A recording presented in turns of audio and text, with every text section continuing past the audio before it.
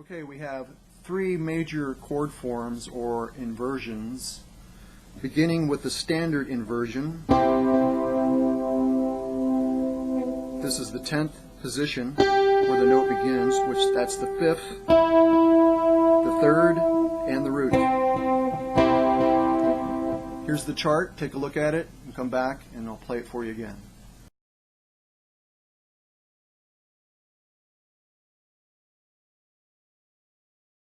Okay, again, the standard inversion. We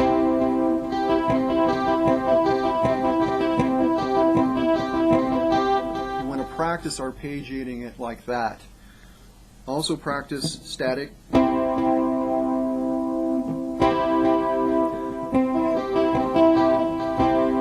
Mix them up and get used to it. Now for the first inversion, it's the 3rd, the 5th, and the root. Here's the chart. Take a look at it, and I'll come back and I'll play it for you again.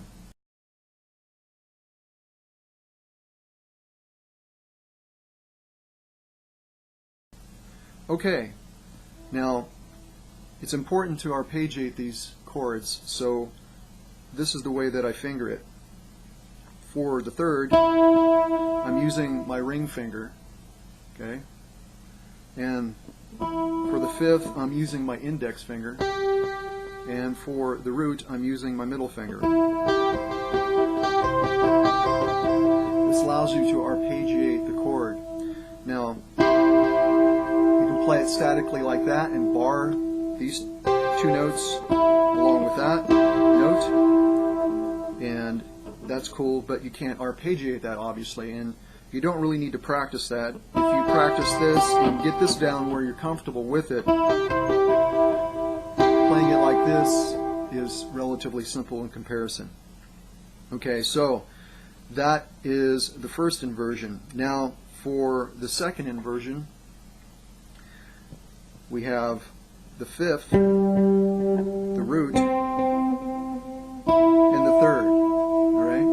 Take a look at the chart and come back and I'll play for you again.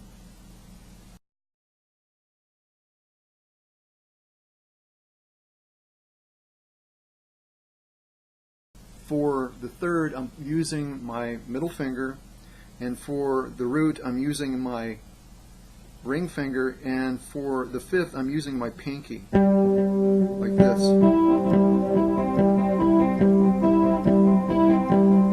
Now the reason why I play it that way is because when I go up on the higher frets, it becomes difficult to be able to play it like this.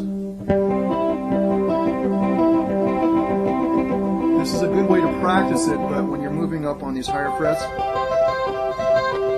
it starts getting a little tight, and the further you go up, it becomes much more difficult. So if you got a small pinky tip like I do, some people don't, some people have very bulby fingers, but I find it to be a simpler way to play it. It's more difficult to play it this way because your pinky is not as strong, and it's a little bit, mine is anyhow, a bit uncoordinated. So it takes a little bit of practice to get used to it, but I think it's a good way to practice it. This is not about building up speed. It's just about being articulate and being able to voice the chord and make it sound good. You know, that's the whole idea. There we go.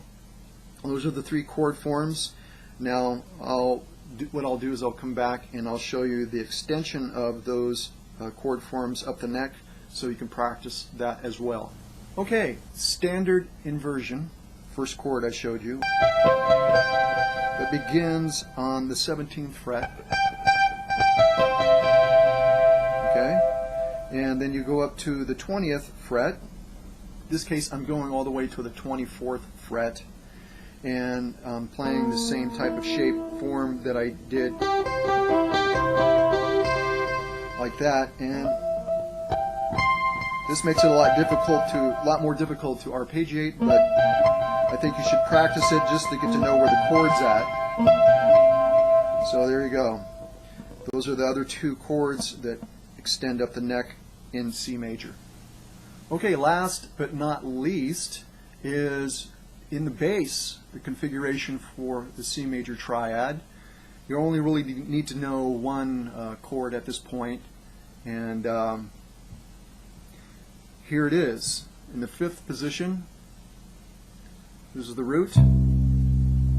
Again, I will show you the chart, and then for the 5th and for the 3rd.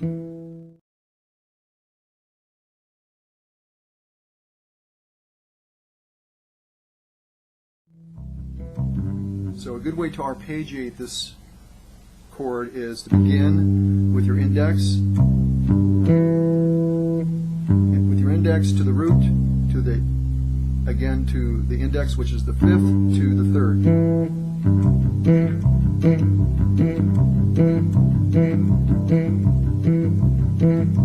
Work on your tone and the articulation. Mainly, you're really concerned about how the strings feel under your fingers. Do it statically, arpeggiate it, and that type of thing. And there you go. That'll give you a lot to practice. And you know, it's not about how fast you do it, but it's how good you make it sound. So until next time, peace everybody.